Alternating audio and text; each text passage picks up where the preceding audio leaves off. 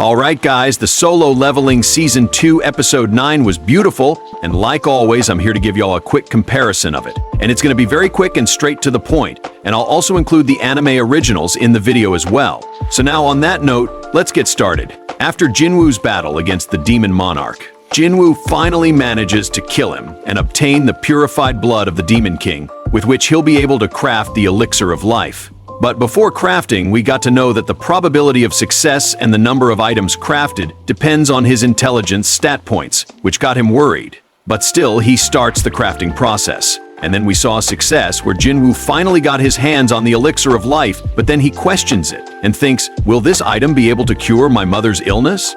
But then we saw Iron dragging out the wyvern's corpse to Jinwoo so that he could extract its shadow, and then Jinwoo arises it as his shadow, where Essel got totally surprised to see that because it was her first time seeing something like this. And then, as you all know, Jinwoo is pretty bad with remembering names, and that's why he just named him as Kaisel. Where Essel says, if we ride that thing, we'll be able to get back to my clan in no time, and then we can have a party to celebrate the victory. But Jinwoo wants to try out the Elixir of Life and wants to leave as quickly as possible to cure his mother. And then he remembers that he didn't claim his rewards yet, and when he claims it, he gets many rewards, including a top-tier runestone containing the Shadow Exchange skill, where then he quickly breaks the runestone and equips the skill, which allows him to swap places with a selected shadow soldier no matter where you are, which basically works as a teleportation, but it has a 3-hour cooldown. And then Jinwoo told Essel to go back without him, cause he has some urgent work to do. And since the Radish clan is on the 80th floor, it will take a lot of time to get there, and that's why by giving a goodbye to Essel, he swaps himself with a shadow near his neighbor.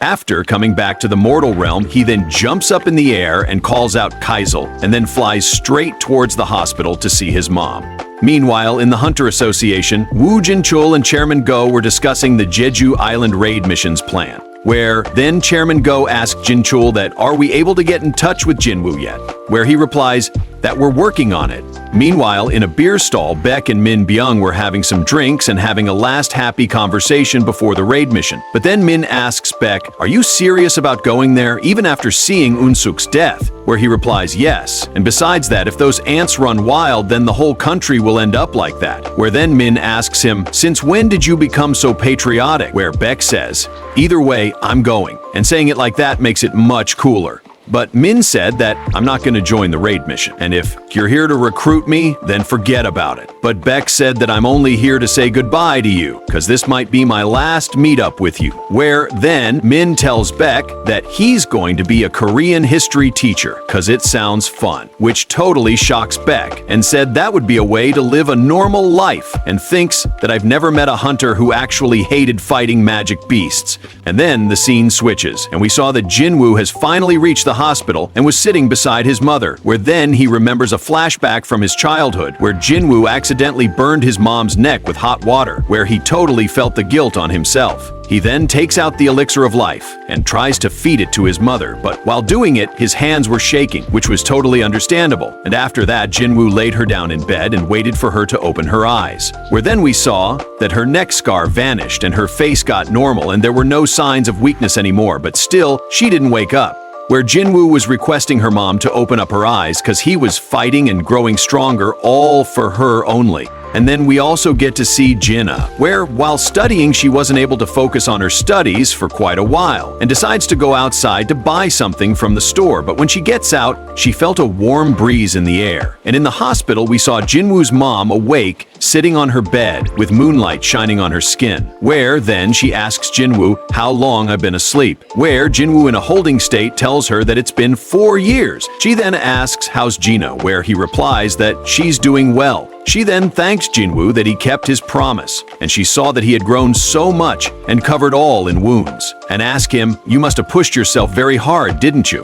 Where then, while in tears, he said that I'm okay. And here we saw Jinwoo crying for the very first time. Later in the morning, the doctors were so shocked that a patient was able to come back to senses from the eternal slumber, where then we got to see Jinab's reaction on her mother's awakening after 4 years, which was very emotional. And here Jinwoo felt that it was all worth it, and he felt like his hard work finally paid off. And then the scene switches, and we get to see an anime original scene where we saw Chairman Go holding a press conference where he publicly announced the 4th Jeju Island raid. And the news was watched by everyone, and even Min sees it and thinks of their night before going to Jeju Island for the first raid mission, where we got to see a light conversation of Yoonsuk and Min where they were nervous about the raid, where Drunk Baek was very excited for the raid, where then Yoonsuk said that both his personality and abilities comes in handy, and that's why in the hard times we both are the only ones who can support him. Then the scene changes, and we get to see Jinwoo's home all messed up thanks to Jinna,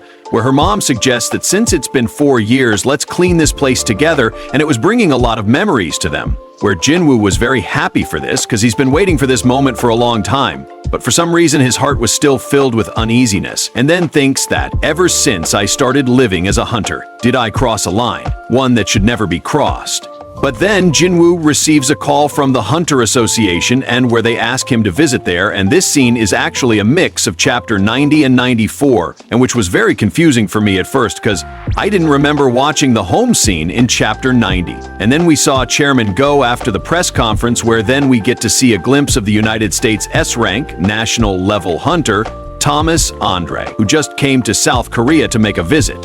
And then Chairman Go asks Jin Chul if he was able to get in touch with Jinwoo, where he tells him that we just contacted him and he'll be here soon. And then we saw Jinwoo having a conversation with Chairman Go about the upcoming Jeju Island raid mission in the next 4 days, where Chairman Go asks Jinwoo's support in it, where Jinwoo thought that it's an incredible opportunity to level up more, but since he just achieved something very important in his life after a long time, he was about to decline it. But then he suddenly feels immense mono waves, where Chairman Go said, "You're very sharp, that you are able to sense it from this distance." He then tells Jinwoo that the S-rank hunters are currently warming up at the gym, and asks Jinwoo if he's interested in taking a look at it or not. Where then we saw Baek in his semi-beast form against the S-rank hunter and the guild master of the famed guild Ma Dongwook. Where then we saw Jinwoo and Chairman Go in the gym where they met Choi, who was there for the S-ranks gathering. Where Jinwoo said that it looks like Mr. Baek is struggling a bit, where then Choi tells him that it's because he's not using his full power, because he doesn't want to show his full power publicly. Because if he did, then it might become a problem, because at that time he'll transform into a monster. And then we get to see the arrival of 10 Japanese S-rank hunters,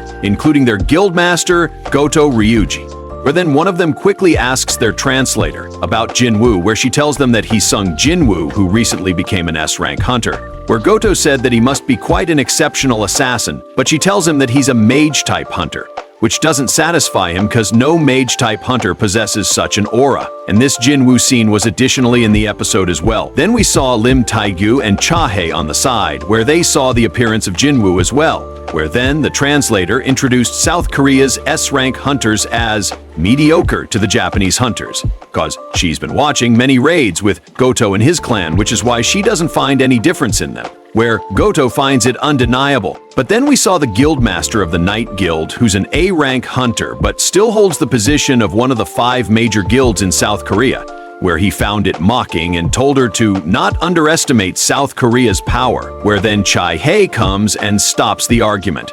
And they removed a whole scene of his and the translator sparring, which was supposed to be here, but I knew that they were not going to include it here because it wasn't important. And then Goto proposes an idea of a sparring battle between S-ranks, where all S-ranks presented here will hold a friendly match, where Chairman Go accepts the idea, but said that we should exclude mage-type and non-combat hunters, since it will be hard to determine a clear winner. Where Goto finds no problem in it, then Baek gives a rule suggestion that if someone's wrist is grabbed, their back is touched, or they fall to the ground, they'll be declared as the loser. And also, this won't be a one-on-one match either, and everyone will fight at the same time, where Goto accepts it and decides to do it that way. And then the episode ended with a nice cliffhanger by showing us the upcoming battle between South Korea and Japanese S-rank hunters. The episode was actually very different from the manhwa, and they added a lot of anime original scenes here, and I didn't explain the episode in this video because it's just a comparison video, but if you want, you can check out my explanation video on episode 9 as well. And in the next, we'll see a few amazing battles, which will bring the hype of solo leveling fans again. And with this episode, we finally entered the Jeju Island arc. And now I can't wait for the next episode 10, because there we'll see the battle between Jinwoo and Goto Ryuji, and also the birth of the Ant King. Now let me know your thoughts on this episode, and make sure to leave a like and subscribe if you're new here, and I'll see y'all in the next one.